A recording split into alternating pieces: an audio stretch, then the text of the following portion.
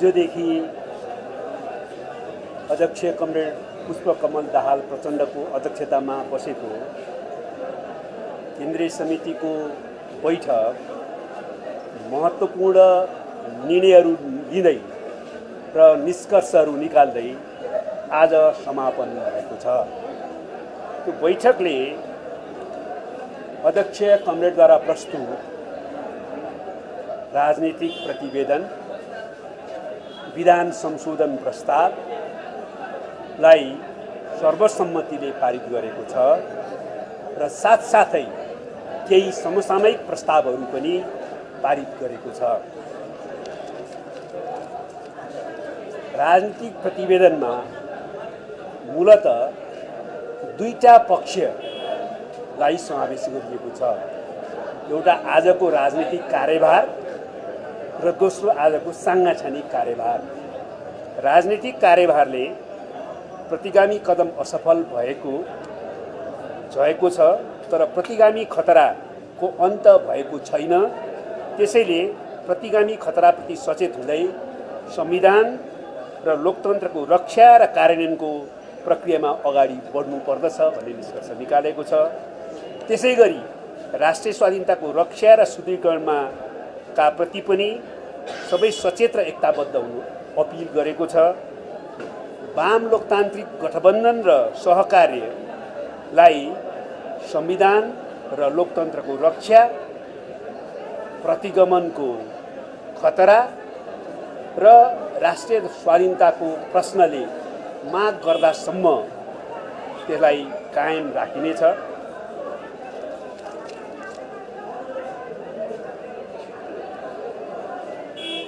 यो गठबन्धनमा आधारित संयुक्त सरकारलाई र प्रतिनिधि सभालाई, संसदलाई पूर्ण कार्यकाल सञ्चालन गर्दै सफल पार्न अपिल पनि गरेको छ र हाम्रो यो सबै तात्कालिक राजनीतिक कार्यभारहरूलाई समाजवादी क्रान्तिको रणनीतिक उद्देश्यलाई पुरा गर्ने अर्थमा, त्यसलाई सेवा गर्ने अर्थमा अगाडि बढाइनेछ। त्यस्तै पार्टी सङ्गठनात्मक सन्दर्भमा क्रान्तिकारी पार्टी निर्माणको दिशा, योजना र सङ्कल्प यो प्रतिवेदनको अर्को मुख्य पक्ष हो। यो पार्टीलाई रूपान्तरण गरेर गुणात्मक फड्को मार्ने दिशातिर अगाडि बढ्ने प्रस्ताव राजनीतिक प्रतिवेदनमा गरिएको छ। पौष 11, 12 र 13 गते राष्ट्रिय सम्मेलन सम्पन्न गर्ने गरी त्यसलाई केन्द्रबिन्दु राखेर बनाएर 4 महिनाको सङ्गठनात्मक अधिवेशनहरू र सुदृढीकरणको अभियान निश्चित गरिएको छ। त्यसै गरी विधान संशोधन प्रस्ताव पनि पारित गरिएको छ। यो विधान संशोधन अन्तर्गत हाम्रो पार्टीलाई हामीले सर्वहारा श्रमजीवी वर्गको अग्रदशताको रूपमा, तर समावेशी अग्रदशताको रूपमा परिभाषित गरिएको छ र त्यही अनुसार सङ्गठनात्मक संरचना निर्माण गरिनेछ। यो पार्टी जनआधारित कार्यकर्ता पार्टीको रूपमा अगाडि बढाइनेछ। अग्रदशताको अवधारणाबाट विचलित नभइकन अग्रदशताभित्रको क्रान्तिकारीहरूलाई समावेशीकरणको प्रक्रियामा सामेल गर्ने नीति अन्तर्गत पार्टी कमिटीहरूमा 35% महिला, पार्टी केन्द्रमा 15% दलित र स्थानीय कमिटीहरूमा त्यतिखेरको त्यहाँको स्थानीय जनसङ्ख्याको अनुपातमा 2% थपेर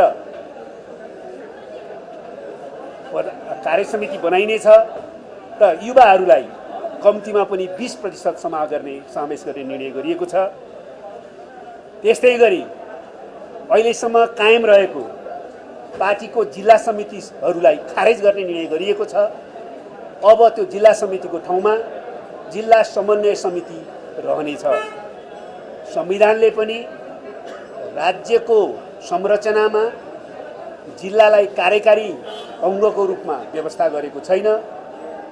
यसै अनुरूप हाम्रो पार्टी संरचनालाई पनि अगाडि बढाउने निर्णय गरिएको छ। यो पारित विधान अन्तरिम विधानका रूपमा लागू हुनेछ र यो अन्तरिम विधानलाई अझै व्यापक छलफल र बहस गर्दै राष्ट्रिय सम्मेलनमा अन्तिम रूप दिनेछ। हामीले केन्द्रीय समितिको बैठकबाट 4वटा समसामयिक प्रस्तावहरू पारित गरेका छौँ। दार्चुलाका जयसिंह धामीको तुइनबाट महाकाली नदीमा बेपत्ता भएको घटनाप्रति पार्टीको गम्भीर ध्यानाकर्षण भएको छ। प्रारम्भदेखि अहिलेसम्मका सबै तथ्यहरूले भारतीय एसएसबीबाट नै तुइनको तार फुकाइदिने काम गरेबाट जयसिंह धामी महाकालीमा खसेर बेपत्ता भएको स्पष्ट छ भन्ने निष्कर्ष पार्टीले निकालेको छ र त्यसै कारणले यो कार्यलाई क्रूर, अमानवीय, अपमानजनक र उत्पीडनकारी कार्य ठहर गर्दै त्यसप्रति घोर विरोध र आपत्ति प्रकट गरेको छ र नेपाल सरकारलाई यस सम्बन्धमा गठित छानबिन टोलीको प्रतिवेदन शीघ्र ल्याई भारत सरकारसँग कूटनीतिक पहल गरेर दोषीमाथि कारबाही गर्न, परिवारलाई क्षतिपूर्ति प्रदान गर्न र यस प्रकारका घटनाहरूको पुनरावृत्ति हुन नदिने दिशामा प्रतिबद्धता व्यक्त गर्न पहल छिटोभन्दा छिटो अगाडि बढाउन कदम चाल्न अपिल गर्ने पनि निर्णय गरेको छ। त्यसैगरी केही दिनदेखि लन्डनमा बेलायती सेनामा कार्यरत गोर्खा सैनिकहरूले वा बेलायती सेनामा सेवा गरिसकेकाहरूले आफ्नो भेदभाव, असमान व्यवहार र शोषण उत्पीडनको विरुद्ध आमरण अनसन बस्ने काम गरिराखेका छन्। ब्रिटिस गोर्खा सैनिकहरूले केही समयदेखि नै आफूमाथि भएको यस प्रकारको भेदभाव र शोषण उत्पीडनको विरुद्ध सङ्घर्ष गर्दै आइरहेका थिए। त्यसमा केही उपलब्धि पनि हासिल गरिसकेका छन्। यो समस्याको पुनः समाधान नभएकोले उहाँहरूले सङ्घर्ष गरिरहनु भएको छ।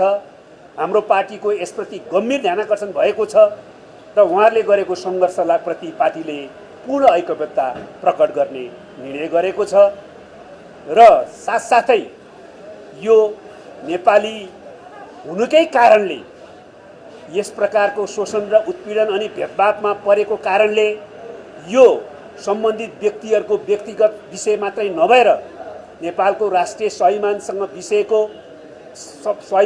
जोडिएको नेपाल सरकारको समेत विषय भएकोले सरकारले छिटोभन्दा छिटो बेलायत सरकारसँग वार्ता गर्न, उनीहरूको जीवन रक्षा गर्न र यो समस्यालाई गोर्खा सैनिकहरूमाथि भएको भेदभाव र उत्पीडन अन्त्य गर्ने गरी हल गर्न पहल गर्नका निम्ति माग पनि हाम्रो सरकारसँग गरिएको छ। साथै बेलायती अदालतले समेत अवैध र अमान्य भनेको कथित त्रिपक्षीय सन्धिको आधारमा गोर्खा भर्तीको प्रक्रिया अगाडि बढिरहेको सन्दर्भमा राष्ट्रिय स्वाभिमान र राष्ट्रिय हितलाई केन्द्रबिन्दुमा राखेर राष्ट्रिय सहमतिको आधारमा यसबारेमा आवश्यक निर्णय लिन पनि सबैसँग अपिल गरेको छ। त्यसैगरी कोरोना सङ्क्रमणको कारणबाट कोभिड-19 को विश्व महामारीले हाम्रो मुलुकलाई पनि नराम्ररी प्रभावित गरेको छ। यस क्रममा ज्यान गुमाउनु भएका सबै दाजुभाइ दिदीबहिनीहरूप्रति श्रद्धाञ्जली अर्पण गरेको छ। शोक सन्तप्त परिवारमा गहिरो संवेदना प्रकट गरेको छ। सङ्क्रमित सबै व्यक्तिहरूको छिटोभन्दा छिटो स्वास्थ्य लाभको कामना पनि बैठकले गरेको छ। त्यसै गरी यो कोभिडको तेस्रो लहरको खतरा विज्ञहरूले जनस्वास्थ्यविदहरूले औँल्याइरहनु भएको स्थिति छ। त्यसलाई ध्यान दिएर त्यो लहरको सामना कसरी गर्ने भन्ने बारेमा सरकारले सम्पूर्ण तयारी समयमा गर्न पनि सरकारसँग माग गरेको छ। विशेषतः सबै जनसमुदायलाई छिटै खोप उपलब्ध गराउन र आवश्यक अन्य तयारीहरू गर्न हामीले अनुरोध गरेका छौँ। त्यसै गरी हाम्रो पार्टीको सम्पूर्ण पक्ति, सम्पूर्ण राजनीतिक पार्टीहरू, सामाजिक संस्था, जन र वर्गीय सङ्गठनहरू, नागरिक समाज, पत्रकार, बौद्धिक र पेसाकर्मीहरू र आम जनसमुदायलाई मास्कको प्रयोग गर्न, सामाजिक भौतिक दूरी कायम गर्न र अरू स्वास्थ्य मापदण्डको पालना गर्ने कार्य गरेर आफ्नो तर्फबाट पनि कोभिड-19बाट बच्न वा कोरोना सङ्क्रमणबाट बच्न योगदान पुर्याउनको निम्ति अपिल पनि गरेको छ। त्यसै गरी सिन्धुपाल्चोक, मनाङ लगायत देशका विभिन्न भागहरूमा केही समय अगाडिदेखिको बाढी पहिरोबाट मानवीय क्षति, विकास निर्माणमा क्षति र जनजीवनमा समेत ठुलो क्षति पुगेको सन्दर्भमा मृतक सबैका प्रति श्रद्धाञ्जली अर्पण गरेको छ। राहतको काम पछाडि उद्धार र पुनर्स्थापनाको काममा तदारकको साथ लाग्न र विकास योजनाहरूलाई, क्षति पुगेको विकास योजनाहरूलाई छिटोभन्दा छिटो कार्यान्वयन प्रक्रियामा अगाडि बढाउनका निम्ति पनि, त्यो बिन्दुसम्म पुर्याउनका लागि पनि सरकारले योजनाबद्ध रूपमा छिटो कार्य गरोस् भन्ने माग पनि हामीले गरेका छौँ। त्यसै गरी अर्को प्रस्ताव, अफगानिस्तानमा अहिले आन्तरिक द्वन्द्वको असहज र संवेदनशील परिस्थिति देखा परेको छ। यो स्थितिमा अफगानिस्तानमा रहेका सबै नेपालीहरूको स्थितिको बारेमा जानकारी लिन, नेपालीहरूको जीवन रक्षा गर्न र आवश्यक सहयोग गर्न सरकारले तत्काल पहल गरोस् भन्ने पनि माग गरेको छ।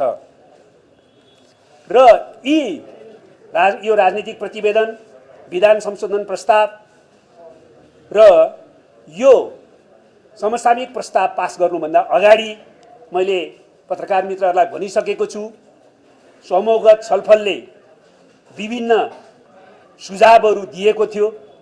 त्यो सुझावलाई समेत ध्यान दिएर परिमार्जन सहित यी प्रस्तावहरू पारित गरिएका छन् र अन्तमा स्पष्टीकरण दिने कार्य गर्दै र समापन सम्बोधन बैठकलाई गर्दै अध्यक्ष कमरेडले यो बैठक विचारको विकास र रूपान्तरण सहित क्रान्तिकारी पार्टी निर्माणको सङ्कल्पको ऐतिहासिक बैठक भएको संश्लेषण गर्नुभएको छ। हामी पुनः वैचारिक सांस्कृतिक रूपान्तरण र जस्तोसुकै कठोर सङ्घर्षको प्रक्रियाबाट गुज्रेर पनि हाम्रो पार्टीलाई आजको नेपाली समाजले, नेपाली क्रान्तिले माग गरे अनुसारको क्रान्तिकारी पार्टीको रूपमा रूपान्तरण गर्ने सङ्कल्प गर्छौँ भन्ने निष्कर्ष उहाँले राख्नु भएको छ। अब लागू गर्ने प्रक्रियामा जान्छ, तर यो विधानको कार्यान्वयनको प्रक्रिया वडा, गाउँपालिका, नगरपालिका र प्रदेश सम्मेलनहरू हुँदै राष्ट्रिय सम्मेलनमा पुग्दा केन्द्रमा लागू हुन्छ। तलबाट सम्मेलन र कमिटी निर्माणको प्रक्रिया हुँदै यो क्रियान्वयनको दिशातर्फ जान्छ। सम्मेलनबाट हुन्छ, 4 महिना पछाडिको सम्मेलनबाट। सरकार र गठबन्धनका पार्टीहरूको सम्बन्धलाई ठिक ढङ्गले बुझ्नु पर्यो। सरकार सञ्चालन गरिरहेकै पार्टीले पनि आफ्नो बैठकबाट सरकारलाई कुनै कुरा माग गर्न वा अनुरोध गर्न सक्दछ। त्यस्तै हाम्रो पार्टीले पनि, हाम्रै गठबन्धनको सरकार भए पनि हामी सरकार होइनौँ। सरकारले संविधान, कानुन र यसका आफ्ना विधि मान्यता अन्तर्गत आफैले काम गर्छ। त्यसकारणले हाम्रो गठबन्धनले आजको आवश्यकता अनुसार विभिन्न अनुरोध गरेको हो। 1 महिना भयो, तपाईँले थाहा पाउनु हो, मैले थाहा पाएँ, सबैले थाहा पाएको छ। त्यो ढिलो भयो, यो पनि सत्य हो। ढिलो नहुनु पर्ने थियो। आम जनताको अपेक्षा, प्रतिगमन विरोधी सङ्घर्षका सबै चाहिँ सहभागीहरूको अपेक्षा पनि हो। तर ढिलो भएको छ, यो हुनुहुन्थेन। तर अब छिटै पुरा हुन्छ। अब लाज नहुने गरी पुरा गर्छौँ। मैले भने विविध कारणले अहिलेसम्म पुर्याउन पाएन, हुन सकेन। अब छिटै पुरा हुन्छ। एमसिसीको बारेमा हाम्रो पार्टीले आफ्नो नीति स्पष्ट पारेकै छ। एमसिसी परियोजना नेपालको राष्ट्रिय सार्वभौमिकता, यसको स्वाभिमान, यसको हित अनुरूप हुने गरी अगाडि बढाउनु पर्छ, यथास्थितिमा होइन भनेर हामीले पहिलादेखि भन्दै आएका छौँ। यो बारेमा हामी सकारात्मक ढङ्गले गठबन्धनका शक्तिहरूसँग र राष्ट्रका विभिन्न शक्तिहरूसँग आवश्यकताअनुसार छलफल गर्दै जान्छौँ। गठबन्धनको साझा नीति कार्यक्रममा जे आछ त्यही हो। त्यहाँ छलफल गरेर के राख्ने के नराख्ने निर्णय गरिन्छ। कुनै व्यक्तिकै मात्रै आधारमा हुन्न। निर्णय भएको कुरा मैले प्रश्न पार्ने हो, उठेको कुरा मात्रै प्रश्न पार्नु पर्दैन। संविधान जारी गर्दा आफ्ना विभिन्न दृष्टिकोण र मतहरू त्यतिखेर नै दर्ज गरेको छ। तर पार्टीले ती विषयहरूमध्ये कुन बेलामा प्राथमिकता दिएर अगाडि बढाउने भन्ने बारेमा आवश्यकताअनुसार निर्णय गर्दै जान्छ। अहिले त्यसबारेमा थप कुनै निर्णय भएको छैन। मैले अघि नै भने हामीले त्यसलाई गम्भीरतापूर्वक